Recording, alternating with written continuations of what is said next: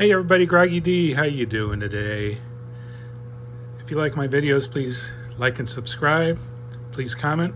I do listen and respond to all your comments, which is kind of why I'm making this quick video showcasing the rack you see right here. I call this the Groggy D Kodiak Bear Rack. The reason why is over here. On the end here, I've got Kodiak rack misspelled and a big bear sticker on there. So that's why I call that. And the whole reason behind making this video is, as I said in the beginning, I do respond to everybody's comments, and I've been getting comments on a very old video that I posted just prior to the change of year from 2022 to 2023. So this was in December when I was originally assembling this rack.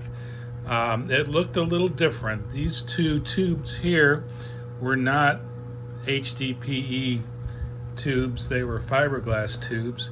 They stood a little taller, and when I would fuse this rack together, there'd be this big dip, so it would have a longer delay in between these two shots right here.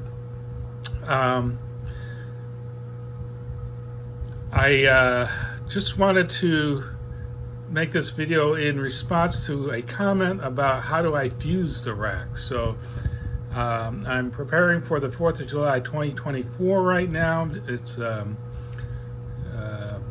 year and a half later, and here I have kind of a bad fusing job that I've done. Normally I use 2 zip ties to secure the fuse. The second zip tie is often clamping the tip of this fuse down. I feel like there's a better chance that it'll light. Here's the final can right here. This is Thunder Sea War canisters from not Phantom but Zoshi Megalodon series. These are 4-inch canisters with tails.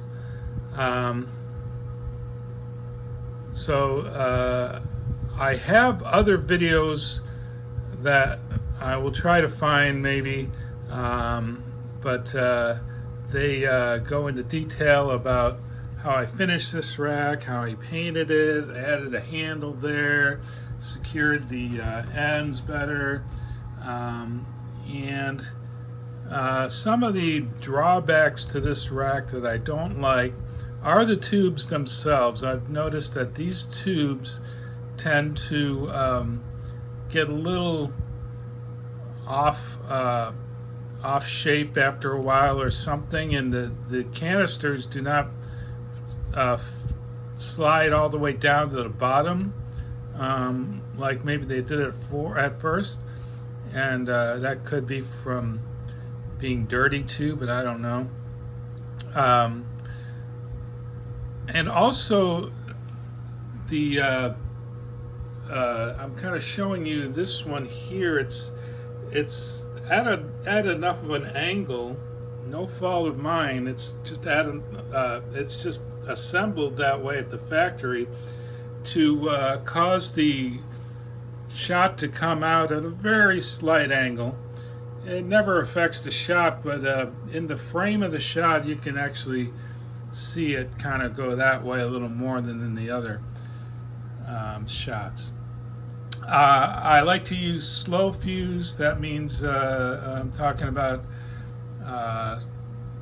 visco safety fuse, they call it. It's 27 to 30 seconds per foot.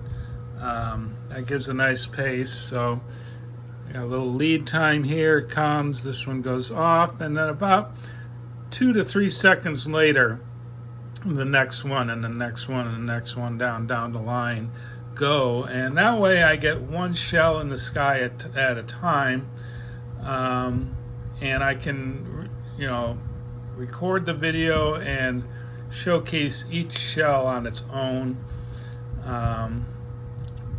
So this does work. Sometimes the blast from this shot here will snap the fuse instead of continuing to light it, and I'll have to light the fuse and get it going again. That's happened quite a few times. So that's it for this rack. Hope that answers some questions you might have had. I don't know what else. I kind of start with this canister here, and then I align the canister fuse with the center of the tube, and I secure it with the zip tie, and usually I have another zip tie over here, and then there's normally a little extra canister fuse, so I'll trim that off. Some other racks I have is my Phantom 10-shot rack. The other one is a 6-shot rack.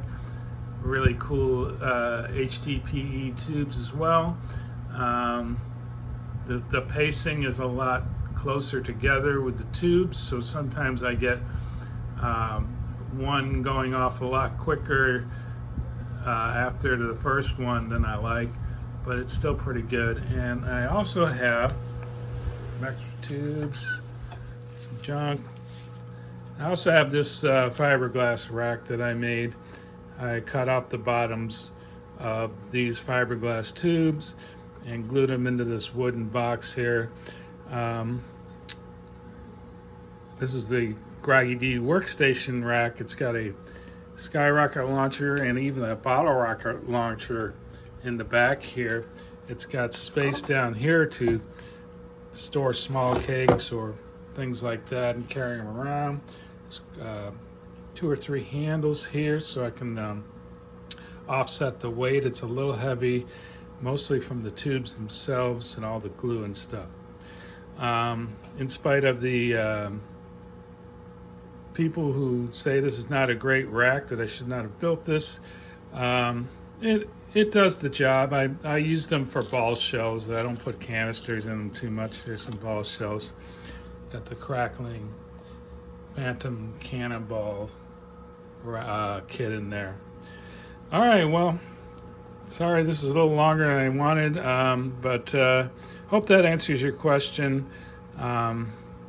Stay tuned for more. I hope everyone has a great 4th of July this year. I don't have much planned. As you can see, I do have 3 kits, 2 ball shells and 1 canister shell kit to blow off. And I will have to probably rush to get that done because I work until up to 11 p.m. So not a ton of cakes. All my cakes are ready over here. The high limit is going to be the big showcase of the night with the Girandola, and I've got those with extra delay fuses attached so that all these 200 gram and 350 gram cakes, so that I can light them and get farther back and get the angle right. Well, again, have a great 4th of July. Groggy D out.